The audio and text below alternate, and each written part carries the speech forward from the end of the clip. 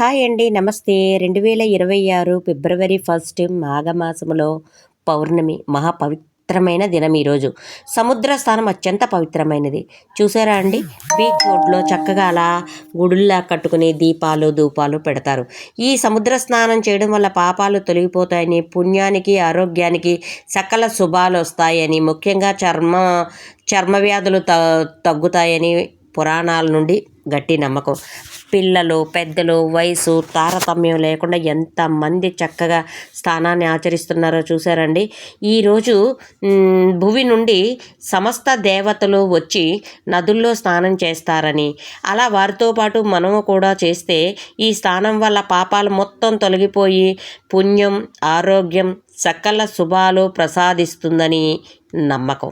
ఈ నమ్మకంతో మాఘమాసంలో పౌర్ణమి రోజు సముద్ర స్నానం చేయడం వల్ల గంగా నదిలో స్నానం చేసినంత పుణ్యఫలం లభిస్తుందని చెప్తున్నారు. సముద్ర స్నానం చేయడం ద్వారా జన్మల పాపాలు తొలగిపోతాయని ప్రగాఢమైన నమ్మకం. పౌర్ణమి రోజున సముద్రపు నీటిలో ఖనిజ లవణాలు ఎక్కువగా ఉంటాయని, ఆ రోజు స్నానం చేయడం వలన చర్మ వ్యాధులు నయమవుతాయని, రోగనిరోధక శక్తి పెరుగుతుందని ఇంకా గట్టిగా నమ్ముతారు. సరే, ఏదైతే అయ్యిందండి, సైంటిఫిక్గా కాకపోయినా భక్తి పరంగా ఎంత కోలాహలంగా ఉందో చూసారండి. ఇది విశాఖపట్నంలో ఉన్న బీచ్ అండి. ఇక బీచ్ అంటే చెప్పక్కర్లేదు. నేను కేవలం ఒక బిట్ తీశాను. ఇంకా సమస్త జనాన్ని చూస్తే అబ్బా హోరెత్తిన జన సంద్రాహం కాదండి. ఆదివారం పడడం, పిల్లలకి సెలవులు, ఆఫీసులు సెలవులు, అసలు వాళ్ళ ప్రగాఢమైన భక్తిని చాటుకుంటున్న జనాన్ని చూస్తుంటే మతిపోయే అంత ఆహ్లాదకరంగా ఉంది. అందులోనూ మనది పుణ్యభూమి అండి, ఆంధ్రప్రదేశ్ పుణ్యభూమి, అందులో విశాఖపట్నం ఇంకా మహా పుణ్యభూమి. ఎందుకంటే చాలా 10 మందికి సహాయం చేయగలిగే మంచి ప్లేస్. దానివల్ల ఇక్కడ బాగా ఎక్కువగా భక్తి ఎక్కువ. అన్ని చోట్ల ఎక్కువేనండి, లేదని అంటం లేదు. ఇంట్లోనే కాదు, 100 మందిలో 99% భక్తి బాగా ఉంది. చూసారా జనాలు భక్తిని ఎలా చాటుకుంటున్నారో అండి. ప్రతి ఒక్కరూ చక్కగా సముద్ర స్నానం చేయాలని అల్లల్లాడిపోతూ ఉన్నారు. ఇలా స్నానం చేయడం వల్ల ఈ పౌర్ణమి రోజు సముద్ర స్నానం చేస్తే నాగదేవతను పూజించడం ద్వారా నాగదోషాలు తొలగిపోతాయని, జాతకంలో సర్పదోషాలు ఉన్నవారు ఈరోజు స్నానం చేయడం వల్ల చాలా మంచి జరుగుతుందని భావిస్తున్నారు. పవిత్రమైన సముద్ర తీరములో విశాఖపట్నం కాకినాడ వంటి వాటిల్లో ఉదయాన్నే చేసే స్నానం విష్ణువుని స్మరిస్తూ చేయడం వల్ల ముక్తి లభిస్తుందని బాగా గట్టి నమ్మకం. ఎంత గట్టి నమ్మకం అంటే ఇంకా ఆ భగవంతుడు ఆ సమస్త దేవతలు భువిపైకి వచ్చి ఈరోజు స్నానమాచరించిన రోజు కాబట్టి వారు స్నానమాచరించిన జలాలలో మనం వచ్చేస్తాం. ఫ్రెండ్స్ చూసారా? సో నేనైతే లోపలికి వెళ్ళి స్నానం చేస్తున్నాను, బట్ నాతో పాటు నేను మిమ్మల్ని కూడా తీసుకెళ్తున్నాను. చూసారా అండి?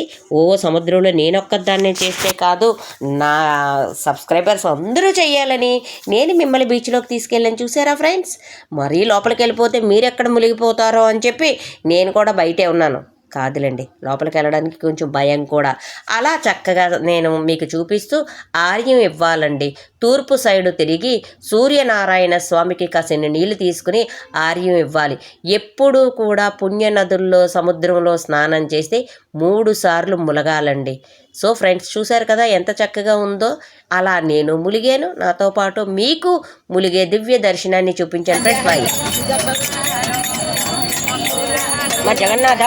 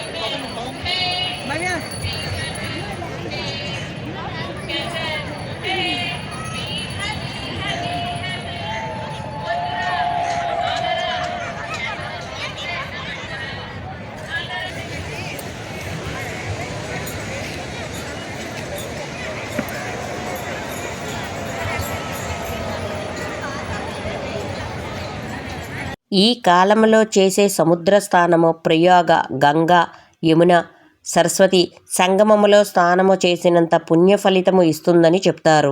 ఈ స్నానాలు తెల్లవారుజామున సూర్యోదయానికి ముందే ఆచరించడం శ్రేష్టం. కాకపోతే ఈ సంవత్సరం పౌర్ణమి గడియలు 6 గంటలకి తగిలినాయి కాబట్టి అందరూ ఆ టైంకి మొదలుపెట్టారు. ఏది ఏమైనా చక్కగా మాఘమాసం పౌర్ణమి నదీ స్నానము కానీ సముద్ర స్నానము కానీ ఏదో ఒకటి చేస్తే ఇప్పుడున్న రోజుల్లో ఆరోగ్యము బాగుంటుంది. కాబట్టి ప్రతి ఒక్కరూ కూడా ఎవరికి అందుబాటులో ఉన్నట్టు వారు చేసుకుందాం. చూసారండి జనం ఎంతటి బేభత్సంగా ఉన్నారో. అసలు బండి ఫ్రెండ్స్ బాయ్.